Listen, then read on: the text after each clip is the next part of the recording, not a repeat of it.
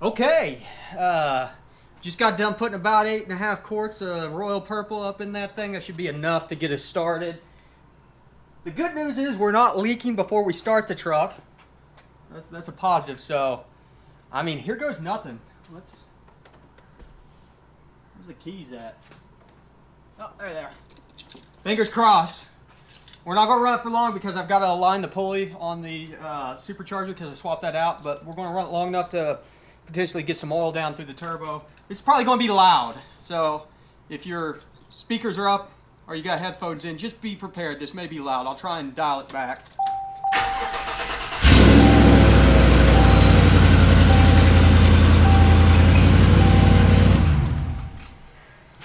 Okay, we got an oil leak. Looks like the feed line popped off. Bummer. Okay. Well, let me see if I can get that unhooked and see what happened there. Okay, that was a mess. The oil feed line pushed out of the AN fitting. I've said it multiple times. I'm going to re-stress it. Do not use cheap AN fittings. It's been my biggest regret on this project. It's cost me more money than I want to admit. That these cheap AN fittings just aren't worth a dang. It's hard to get the thing seated. They're just, the tolerances on them aren't right. The hose doesn't fit properly. I think I got it fixed without having to pull the whole line off the truck. We shall see. Also threw the belt on the supercharger, but my guess is I just probably was in a hurry and didn't notice that it was off on the water pump or something. So, okay, start, try two.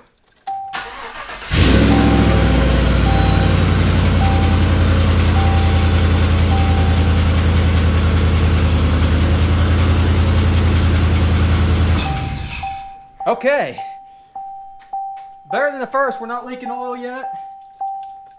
And looks like the pulley's still, or the belt's still on. And it's fairly aligned. It may be good. I got a little bit of oil on it, and so it's noisy. But I'll try and wipe that off.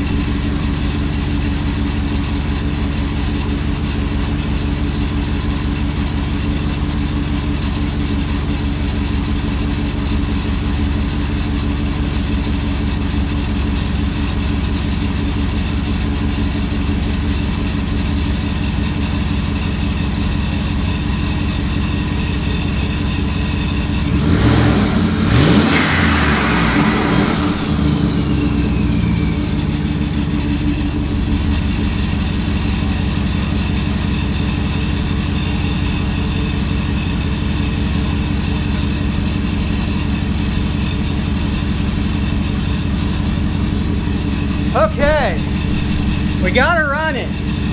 Had some belt issues with the blower, and basically I went from such a small pulley to such a big pulley. I actually had to adjust the shim. The shim, where I normally have to run it, was causing the belt to come off of the water pump. So, taking that shim off, seems to got everything settled back into place. I think we're looking pretty good. Blowing a lot of condensation out. I'm going to shut her down, double check the oil levels,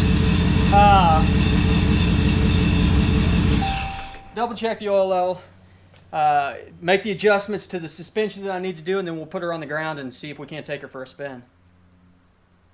Well, the video wrap up that I shot for this did not get audio. GoPros, you're killing me. You're killing me.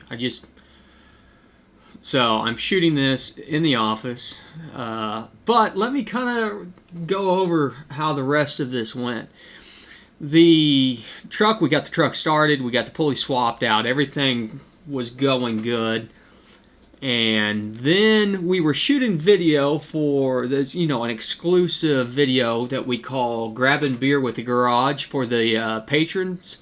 So if you're interested in checking that out, make sure and click the link I'll post down below over to our Patreon page, where you can subscribe. It's like $5 a month for the basic tier, $15 I want to say for the tuner tier, which gets you the tuner email for support for tuning in case you want to ask specific questions to your tune and also have feedback as far as which are the next videos that we should do. But all of the actual tuning videos are still going to be on YouTube, so don't worry about that. But as I said, if you want behind the scenes videos, maybe extended cut videos where you get to see some of the stuff that's edited out during the normal process, and then some of the special features, make sure and check the Patreon link down below in the description. I'll see if I can put one in the corner too. But for those of you who are a patron, you've already seen the first drive video in which the twin-charged Silverado died. Well, not really died. The turbo died. And let me give you a little background on it. The turbo is a journal-bearing turbo because that's what the cheap ones are on eBay. And the restrictor in the oil feed, which is normally, well, not normally, sometimes required to keep from pushing oil past the seals on the turbo.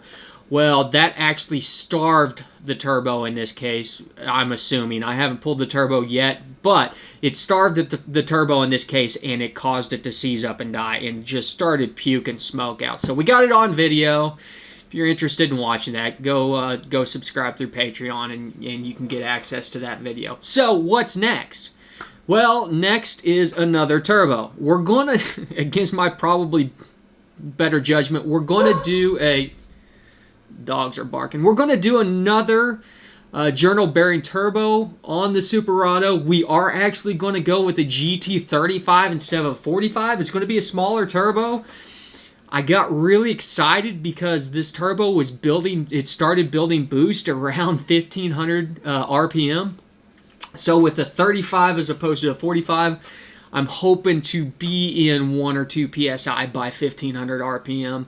I don't know. It could be a bad idea, but it'll be fun either way. It'll be fun either way. So that's the big thing. So as I said, turbo's dead. Got to pull the turbo off. Got the new turbo ordered already. It'll be here probably here in a couple days, which means in the meantime, we'll probably be spitting off some torque management videos.